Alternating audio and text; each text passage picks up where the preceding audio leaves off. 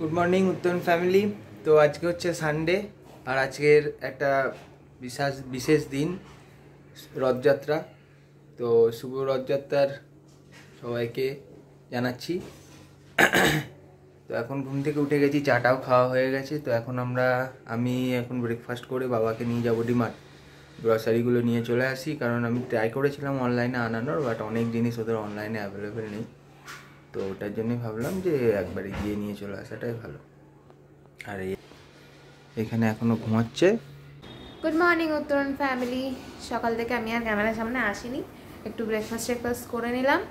আর meanwhile আজকে ও তো বললো তখন যে ডিমার্ট গেছিলো, তো বাড়ির যা গ্রসারি সেগুলো আমাদের সানডেতে ওই ছুটির দিনটা করেই ও আজকে আনলো।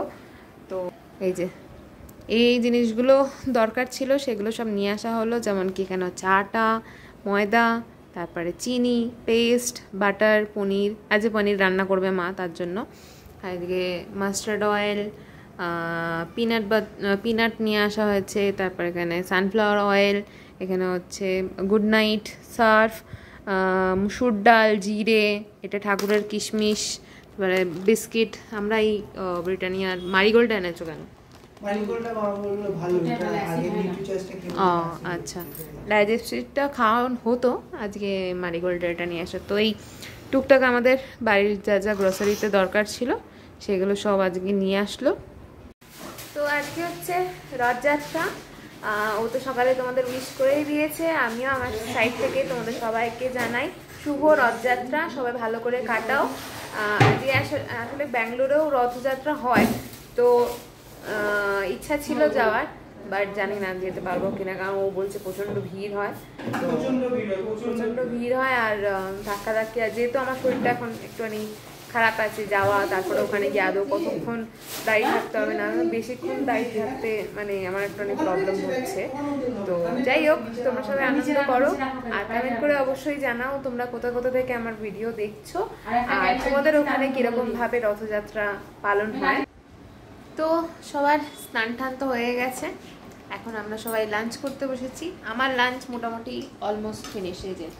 যেহেতু কালকে রুটিটা খেয়ে প্রবলেম হয়েছিল, ওই জন্য মা আজকে আলু, তারপরে ভাত, ডাল দিয়ে ভালো করে মানে চটকে মেখে দিয়েছিল, সফট পুরো।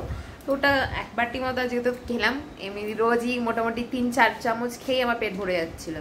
তা আজকে মোটামুটি একটু আস্তে আস্তে শুয়ে খেলাম, কারণ এখন যদি না খাই প্রপারলি, এই মানে খাওয়াটা স্টার্টটা না করি, তাহলে কি হবে, ইন ফিউচার গিয়েও মানে আমার খাওয়ার পরিমাণটা আমি তখন গিয়ে ইনক্রিজ করতে পারবো না। এখন যেহেতু সদ্য মানে এই 2 সপ্তাহ মতো হয়েছে আর কি সার্জারিটা। তো এই যে মা আরও খেতে বসে গেছে। আজকে আমাদের সব নিরামিষ খাওয়া দাওয়া। কি কি মেনু দেখিয়ে দিই। এই যে আজকে 5 মিশালি ডাল করেছে মা, ভাত আর এই যে ঝিঙে বড়া আর আলু ভাজা। এইটা হচ্ছে ঝিঙের বড়া, হ্যাঁ, এই হচ্ছে আলু ভাজা বাটির মধ্যে নিয়েছি একসাথে। এই হচ্ছে আলু ভাজা। নিরামিষ ভালো। হ্যাঁ, তো চলো লাঞ্চটা করে নিই, আমার তো অলমোস্ট ফিনিশ, মা আরও খেয়ে নিক। গুড ইভিনিং উত্তরণ ফ্যামিলি। তো এই কিছুক্ষণ আগে জাস্ট একটু রেস্ট নিয়ে এখন ছাদে দুজনে গল্প করছি।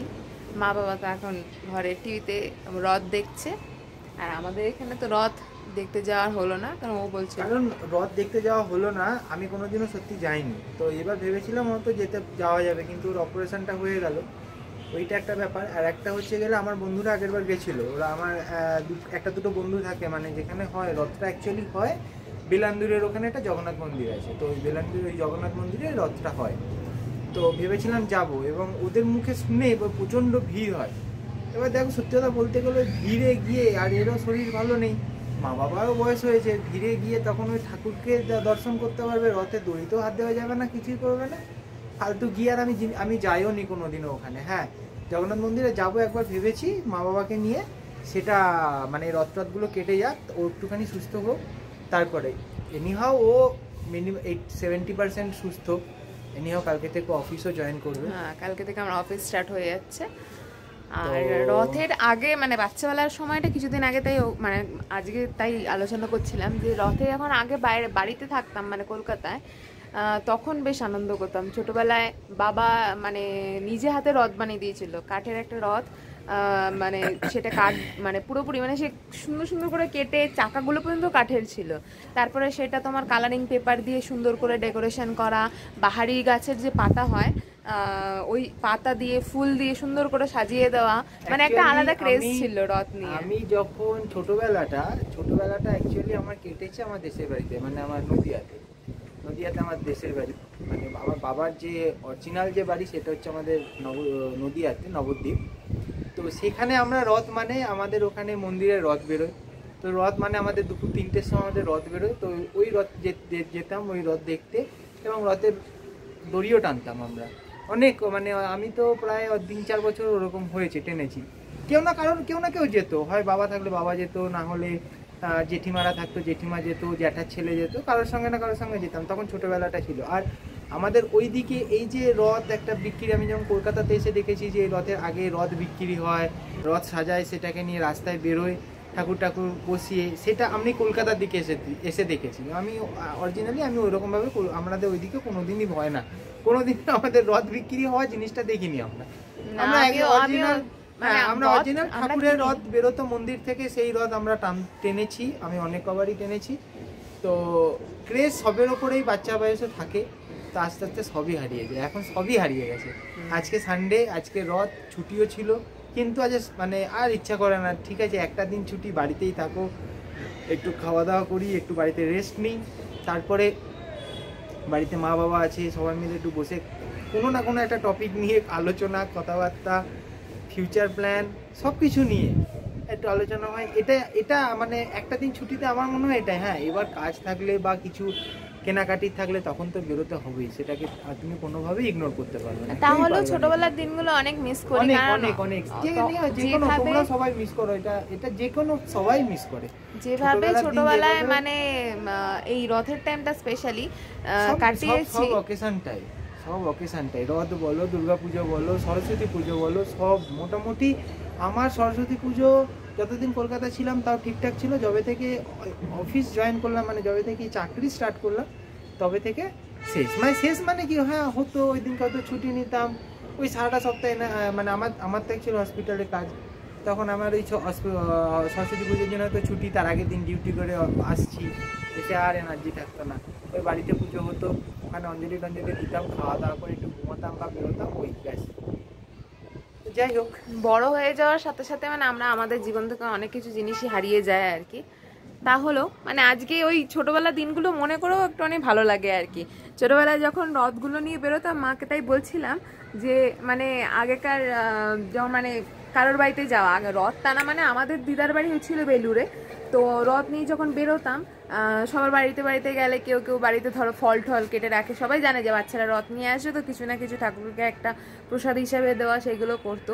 আর এছাড়া কেউ তখনকার টাইমে মানে আমি যখনকার সময় বলছি কথা, চারানা করে সবাই দিত, মানে চারানাটাও তখন অনেক দামি ছিল। তা আমরা ছোটবেলায় কি করতাম, মানে ওই যে টাকাগুলো সব পেতাম সারা মানে সোজা রথ থেকে উল্টো রথ পর্যন্ত, তো আমরা বাড়িতে পুজো প্রত্যেক দিন করা এগুলো করতামই, যখন ওই পয়সা দিয়ে সমস্ত নকুলদানা বলো, তারপরে ঠাকুরের জিনিস সেগুলো কিনতাম। এছাড়া বেশিরভাগ আমাদের মেন বাচ্চাবেলায় যে লোভটা ছিল আর কি, যে টাকাটা এক্সট্রা থাকতো সেটা আমাদের পেটেই যেত। মানে মোটামুটি রোজ নয় ফুচকা, নয় আলু কাবলি, চাট, মানে যে আমাদের ওখানে তো এখন যেরকম পাড়ার মোড়ে ফুচকার দোকান হয়েছে সমস্ত, তখনও এই সমস্ত ছিল না, ঠেলা গাড়ি করে সবাই আসতো, তারপরে আইসক্রিম আলা আসতো, নারকোলের আইসক্রিম, বরফের আইসক্রিম, বিভিন্ন রকম যেগুলো আর কি হয়। তো এই ছোটবেলার একটা আলাদা মানে ক্রেজও বলতে পারো তখনকার, আর স্মৃতি সেটা নিয়ে মানে একটা মনে পড়ে, আর সেই জিনিসটা ভালোও লাগে মনে যখন পড়ে। তো আজকে রথ স্পেশাল আমাদের বাড়িতে এখন এসছে সিঙ্গারা আর জিলিপি, কারণ জিলিপি তো খাবোই, এরকম একটা ব্যাপার। আমি একটুখানি খাবো, বেশি না, শেয়ার করে নিই তোমাদের সাথে। এই যে জিলিপি আর গরম গরম সিঙ্গারা, সবাই এই যে এখন বসে আছে। এখন বাজে 7:45, অনেকটা লেট হয়ে গেল। যাই হোক, বিকেলবেলা উঠে একটুখানি কথা টথা বলে গেলাম, গিয়ে এই যে ও দেখিয়ে দেয় এই জিলাপি নিয়ে আসলাম এখান থেকে, আর এই সিঙ্গারা, একটু সন্ধ্যেবেলা খাবারটাও হয়ে যাবে, মানে সন্ধ্যেবেলা টিফিনটা।